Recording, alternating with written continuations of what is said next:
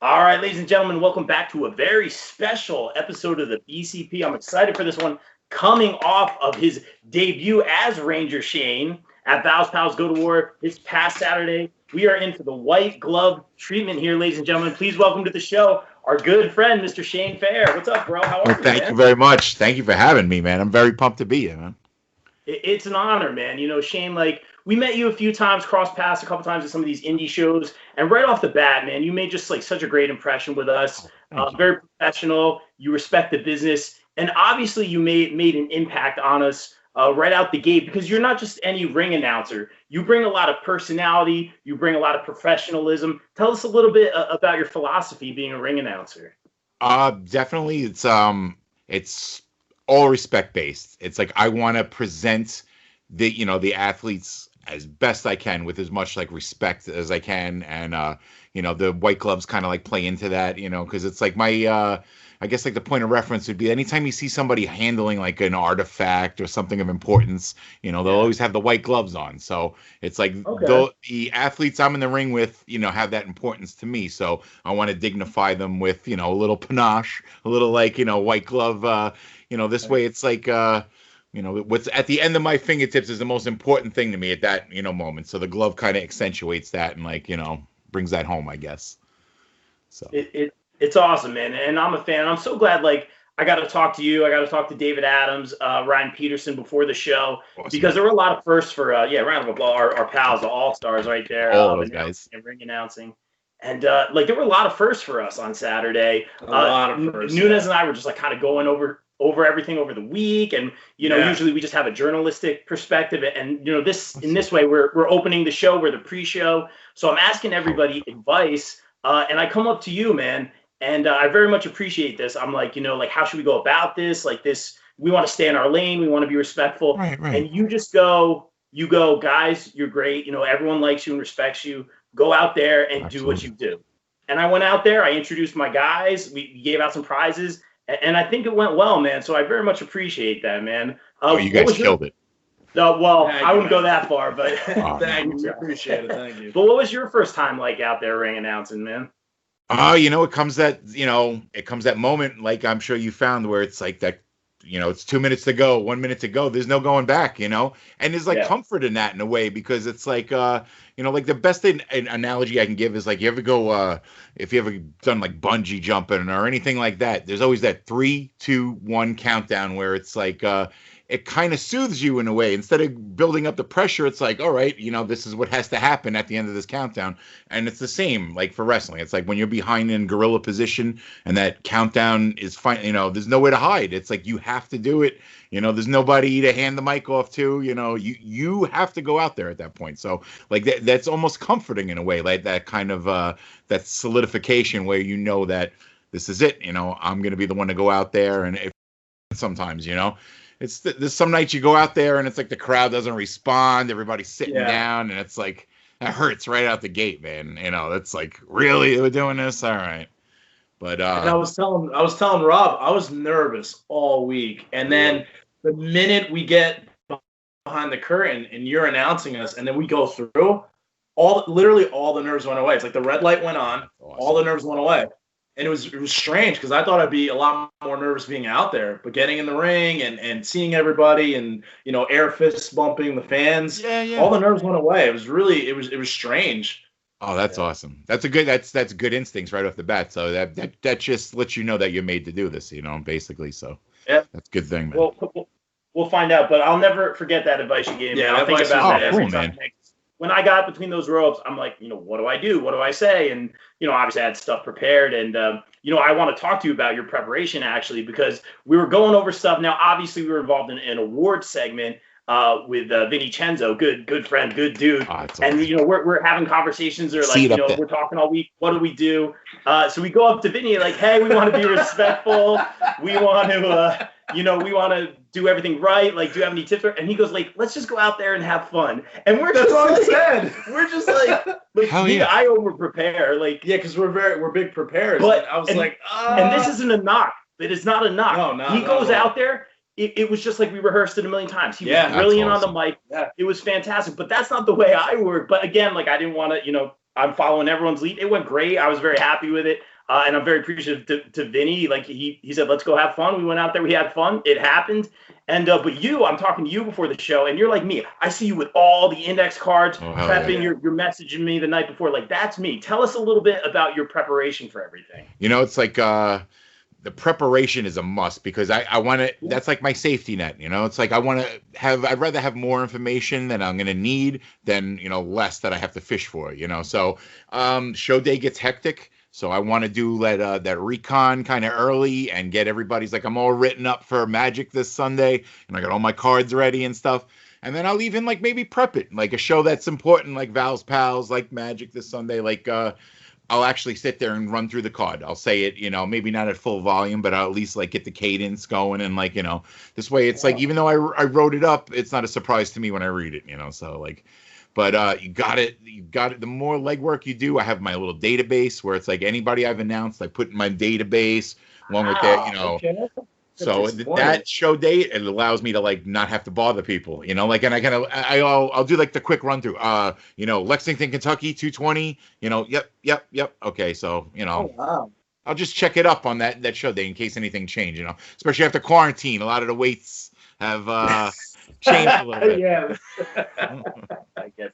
Hey man, I'm just thankful we have anything right now. Nunez, I know you had a question about Ranger Shane. Oh yeah. So what's the genesis of that character? Like how'd you come up with it? Do you dress up like a ranger all the time? Like what what? Not at all, man. Oh, that would be where'd the idea come from? Me, but I could run that gimmick, I guess. But you know what? I did a little mini movie for Pro Wrestling Magic with Go Pro Wrestling.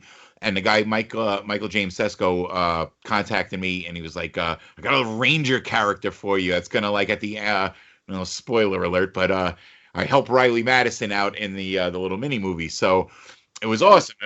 We spent a full day in this thing. I think it's called Adventureland in New Jersey. It's like an abandoned theme park. I don't know if you know about this place. It was like... the Jackass guys made a movie on it, right? I think it's Action Park, right? Oh, that's Action Park is in like Great Gorge, but this was an actual zoo/theme park that like the animals kind of like ran amok and like were getting out of their pens. There's all sorts of like crazy pets and like it's great.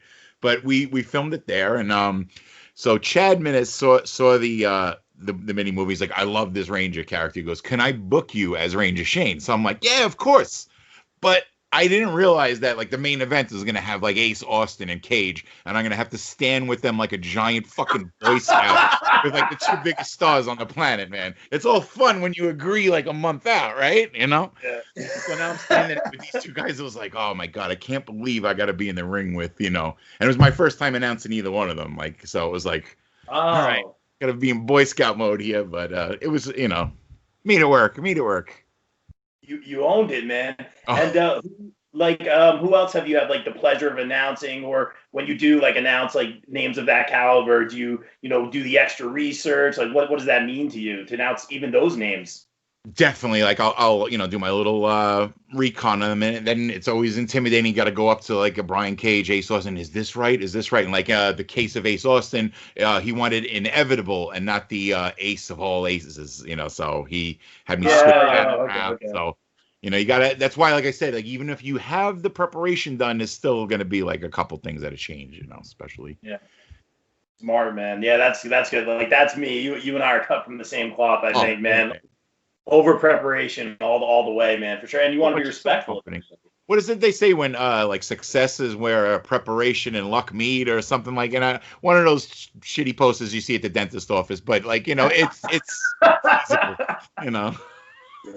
It's crazy, man. But talk to me a little bit more about the Ranger Shane character and how you turned it, took him from this movie into the promo that was phenomenal. Vals Pals with the special effects, the tunes that you picked, man. That was awesome, man. Thank you for doing that. See, I was like, I got to make a movie for this, and I'm not going to name names, but that week I had seen a couple. My one pet peeve is car promos. If you're going to sit in your car and record a promo in portrait mode, then don't even bother, man. Don't even bother. That's an insult to everybody.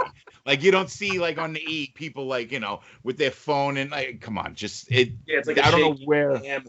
Right. So I was like, I'm gonna do this up. I was running through the woods. I with my GoPro on the selfie stick.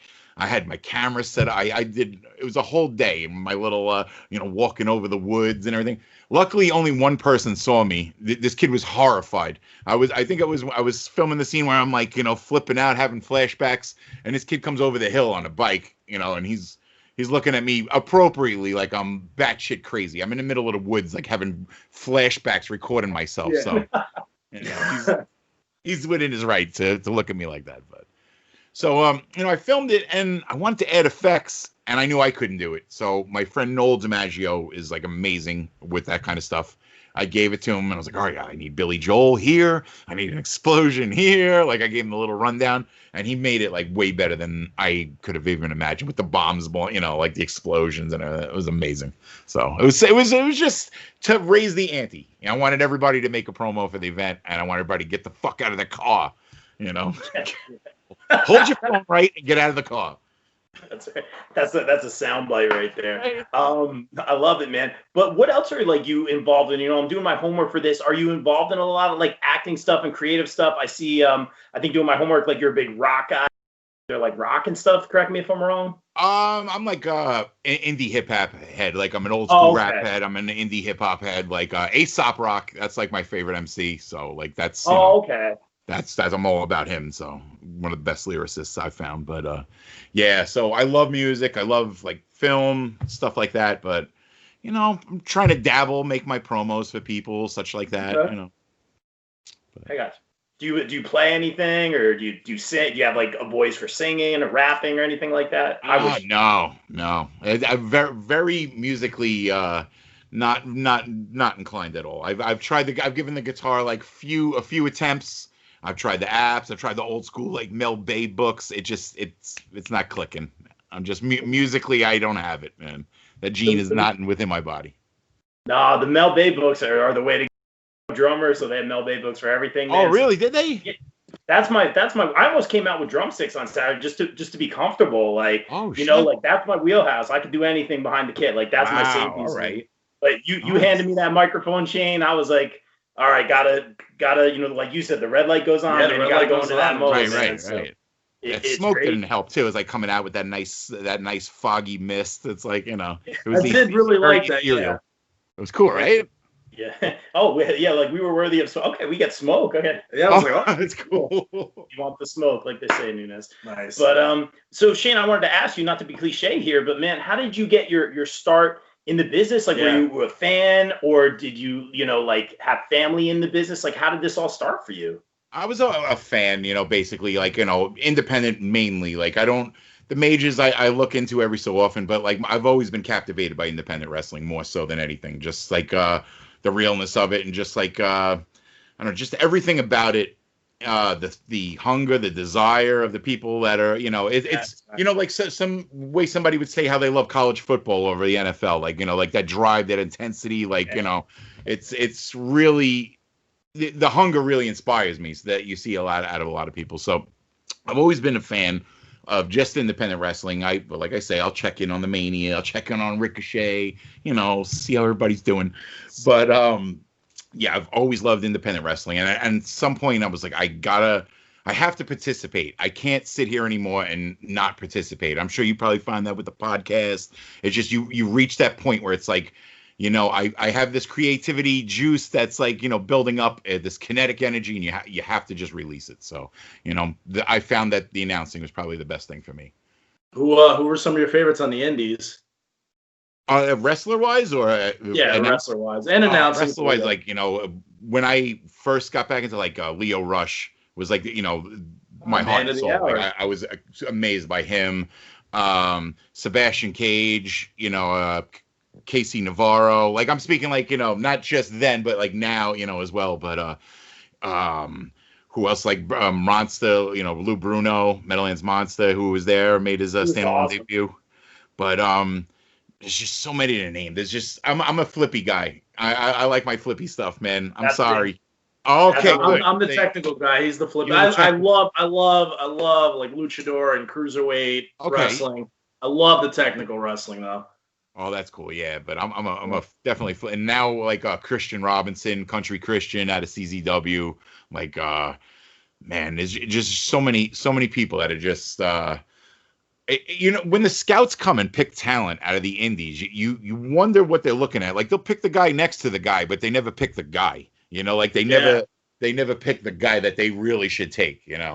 Or they will take him in a case of say like a Leo Rush or an ACH and nauseously like mishandle him, like to make you sick to your stomach to watch how they mishandle him when what a gem these people were. And like I that bothers me when they cherry pick talent and then it seems almost like they just take them out of the indies, so like out of a competitive to reduce the competitive nature of the indies, like to kind of take their indie darling out and cherry pick them.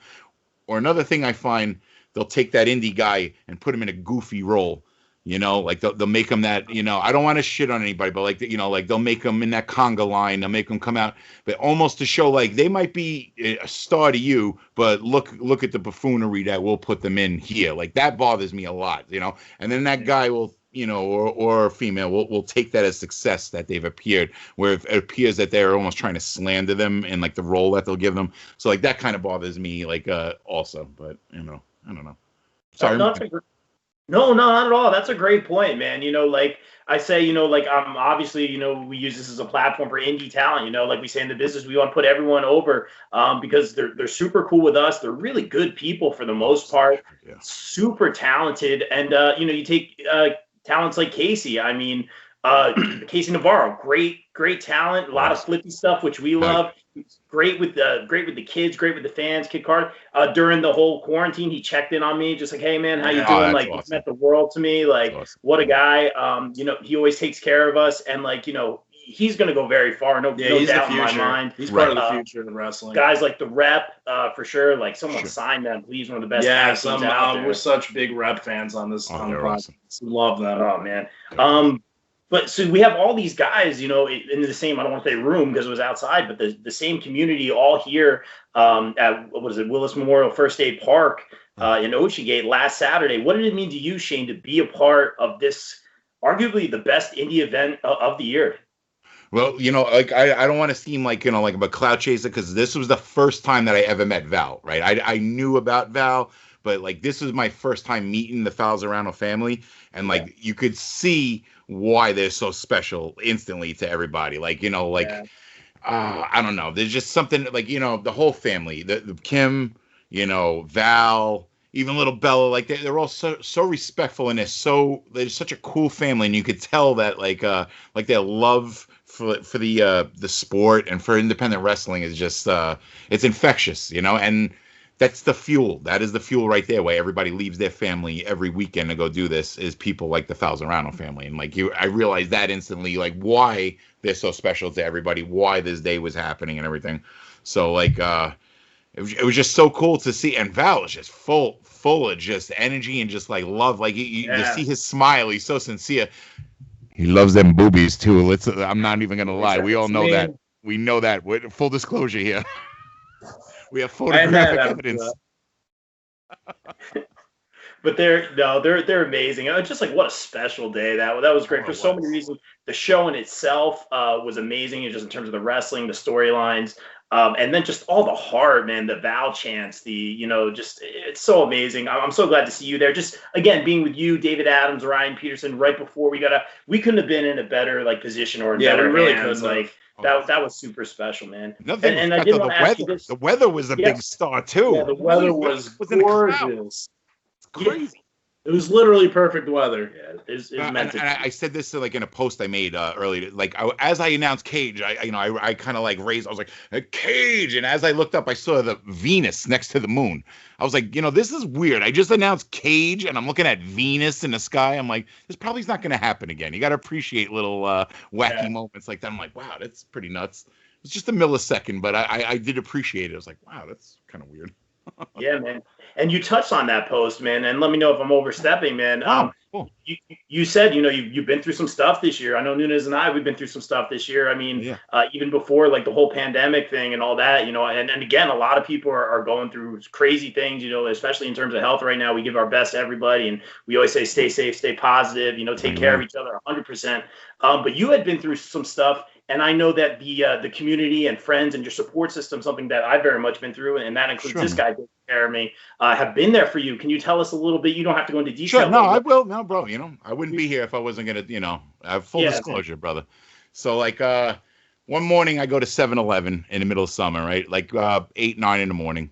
So I'm going to pay for my things at the register. I'm, at the register. So here comes this guy. I'm not going to get into political affiliation. I'll be good. But he comes up, no mask. He's right next to me and everything's right up on top of me. So, this is the height of the pandemic. This is where everybody's 6 foot. Summer. So yeah, that's definitely the height of it. For real, man. So this is like, we're all in heightened alert at this point. Yeah. So the guy is like right on top of me. So he's got a roll of paper towels in his hand. So like I look over at him and he starts punching the paper towels like you would like an outfielder would punch his baseball glove. Oh, like when he's getting ready for the play. Yeah. So I'm like, what the fuck? So I was like, what's up, right? So I go to walk to my car and everything.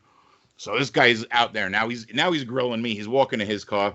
So he hits me with the the homophobic slur. Then he hits me with the fat fuck. The whole thing. And I was like, bro. You're out of your minds. So naturally, I say, go fuck yourself. That's where I end it, right? Yeah. And I'm driving out of the lot now, 7-Eleven. I'm about to make the right on this street. There's a red light, so the traffic's back. So I look to the right, and as I look to the left, here comes this fist through my window, sucker punches me right in my face, knocks my teeth out. Right? Oh my gosh. Yeah, so I'm gushing blood. So I was like, all right, we got to handle this now. I get out of the car. He has his work truck parked there. And now that his work buddies get out of the truck. So now it's a 3-on-1 situation. I'm outside 7-Eleven. It's 9 o'clock on like a Sunday morning.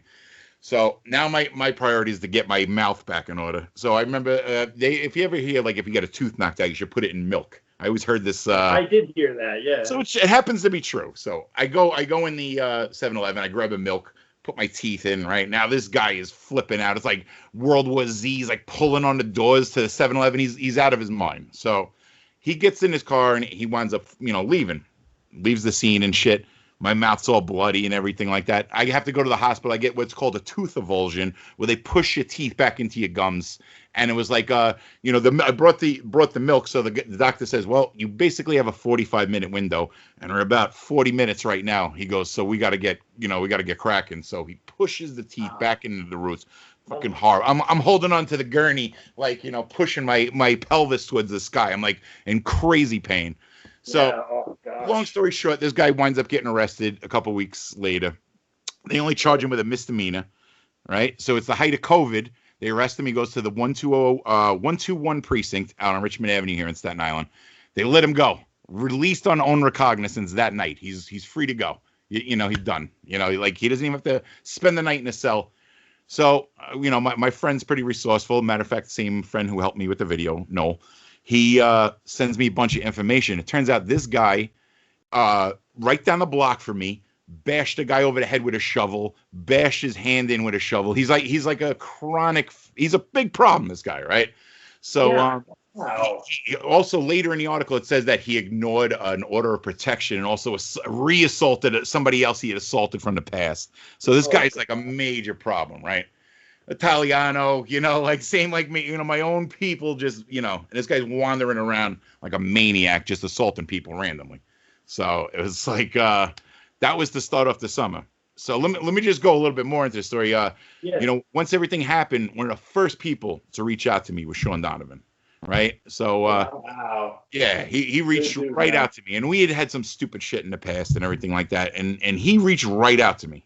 So he was so supportive and everything. So then his bullshit happened where they tried to say that he was a bully, they tried to ruin his career by calling him a bully when all he was doing is protecting the business and being, an old school messiah like he claims to be and everything. So you better believe the second that came out, I made sure that I went back and I showed him the same damn support, even though I believed in him and it wasn't just like some blind leading the blind, like kind of thing. I believed in him and I believed that, he was wronged and like being lumped in with a lot of like sexual predators. You know what I mean? Let's call it what it is. He got lumped in with sexual predators when all he was a tough trainer. You know what I'm saying? Like maybe he was too tough, but this is a guy, there's Ole Anderson stories. We used to break guys' ankles to like, get them out that day so that, when he saw weakness in them and didn't want them in the business. So like the business has changed a lot. So to call him a bully, like, that day I jumped out and like made sure that I showed him like the same love that he did like that first day after I got assaulted. So, but it's crazy summer for us both. So when I announced him the other night at Standalone, like I wanted to like, I put my whole heart into it. So like he turned at one point, as I was saying, he looked at me and like we kind of just like nodded. It was like that was a big ass moment, man, because we were both on the other side of like a storm that we went through, this summer, and here we are sharing this moment. Like that was sick to me. That like like here we are, like we're both still doing our shit. This guy's gonna be like a jailbird for the rest of his life and like a disgrace to his family. Assaulting people with shovels and like he's getting like wrongly lumped in with people that are really heinous that he shouldn't have, and we're both on the other side of that storm, and that was a sick moment, you know what I mean, for me as an announcer. That was big, Yeah, well, I'm glad you're well, man. That's crazy. Like, glad you're doing better, dude. I'm like, I get annoyed when someone says something like remark to me that's just like out of the blue, that's like uncalled for, but like for someone to just come up and like punch you and egg you on, like. And this guy's like an agitator. Like anybody he runs across during his life, you're gonna get the same outcome over and over. You know what I mean? This guy is not, he's not going away. He's gonna be that, scourge of society. He's going to court in a couple of weeks, and this month, and I'm sure he's not gonna get shit. He'll be off, even with the priors, But Staten Island, that's it. Yeah. Well, I'm glad you're good, man. That's crazy. And like, again, like I can see you're still, I don't know how long you've been doing this for, but I can still see like you're very passionate about it. Like, again, I'm not just thankful for like the art and, the performance, but I'm thankful for the people and the humans involved, that everyone we talk to, man. It's great. Do you ever feel like you get burned out on the business? It seems like your love is just like really, really fresh and there all the time. No, like not really. Like there'll be points of frustration, but there's never like why am I doing this? Like some kind of like existential crisis. Like it's like I'm always invested. Like there might be things that upset me, or it's like the situation might suck or whatever. But one thing, like I have the advantage of like I don't have a bump card, so if there's anything that is negative, I can outlast it. You know what I mean? I could just keep going, and you might be gone, but like I might keep going. So it's like I kind of outwit, outlast kind of mentality. So that kind of thing. Good for you, man. And not to be cliche again, but like doing the ring announcing thing, you're killing it. You've had the special interactions with the talent. You have a good reputation, man. I know we very much appreciate you and your advice, man, and taking us under your wing. But what are your goals moving forward, man? Is it to be on that grandest stage of them all? Is it for that, to be announcing at WrestleMania? Is it to, just kind of see where this wave takes you, man? What's your kind of theory here? It's the great thing about wrestling is like if you make dreams and like make goals, like you can kind of ascertain them. Like it is feasible. So like like I always wanted to be a Pro Wrestling Magic. Boom, I got Pro Wrestling Magic. I always wanted to like little things like, oh, I always want to announce this guy. Now I'm announcing. And it's like those little goals get met, and you keep like raising the bar a little bit. And it's like I want to be in an arena. I would like to be in some kind of it's every time I go like west in New Jersey, I always got to drive right down and stare at MetLife Stadium before you make that left. I think it's on 17. So wherever you're going ain't shit, because there's like that giant arena, just to remind you on your journey. Like, all right, you might think you're hot shit where you're going right now, but you're not in that building. So like so those little carrots in front of the donkey, like so to speak, like. I would love to be in an arena. I would love to be at, say, GCW or ICW or something like that. That's the next level. I don't want to be somewhere where like they strip me of it, like or we don't want you wearing the white gloves. We don't want you, Understandable. So. Yeah, I get you, man. I think you said that perfectly, though, man. You get kind of riding that wave and, take it one step at a time, we're sitting here like, oh, I can't believe we're talking to this person, or I can't believe, we're doing this at this event, or I can't believe we're talking to Shane Fair. You know how it is. But, yeah. Oh, but can't believe I'm on Bob Culture, baby. Oh, yeah. No, but we appreciate it, man, and we do want to be respectful of your time. But I did want to end it with this, man. You gave us advice before we came out on Saturday, man, and I will never forget it. Every time I go much out, appreciate it. Yeah, man. Just you guys do what you do. Go out, do the same thing, introduce your guys, and that's what I did, man. And I very much appreciate. What advice would you have for someone who wants to get into business? More so, I guess, in terms of like the ring announcing, maybe commentary, that whole kind of field. Just be respectful, don't skip steps, just make sure you climb the ladder one rung at a time. Be respectful, collect your data. Like, always, data is key, man. Like, if you're given access and you're given data, you better collect it, and, it'll make your job easier in the future. Just respect, like show people the same respect that, and another thing that you hear said a lot is don't judge people by the stories you've heard about them. Judge them by your personal interactions. Because the people that you've heard are the biggest scumbags might be the people who guide you and, like, show you the most love, except if they're dropping N-bombs on superstars one after another and keeping charity money. But, Oh, boy. I got it. Yeah. Well, luckily there's a lot of good. Yeah. Luckily there's a lot of good people still left in this business. Yeah, there sure is. Like Chad. Yeah, we know who we're talking. Mr. Chadman is being a great guy, taking care of everyone. We got the I'm a Chadmanez guy sticker right here. T-shirts are available on TeePublic. Cheap plug, but thank you, Chad, for a great event on Saturday. But more importantly, Shane, where can people follow you on social media? And do you have any 8x10s or merch? Because we need a Shane 8x10. Yeah, we definitely do. Like, I have the merch, but like I just wind up giving it out. Like, I'm bad like that. Oh, you gotta say, like, I send little care packs out and shit like that. Pretty soon I'm like, wait, that's everything I bought. That's all gone now. I was supposed to make gas money off this. What happened? But you can find me on Instagram at World's Fair, Shane Fair on Facebook, at Shane Karma on Twitter, at Shane Karma on AIM, ASLP, ladies. Nice. Like it. I don't think there's AIM anymore. Showing my age. No, hey, man, we're gonna bring it back. That's right. Yeah, it'll always be around to me. Yeah, there you go. That's good. It's good. It's staying in your heart. I'm adding you right now. But Shane, thank you so much for a few minutes, man. This was an honor again. Thank you for the advice, thank you so much, man. Hope to work with you again, man. And stay safe. Continued success moving forward, my man.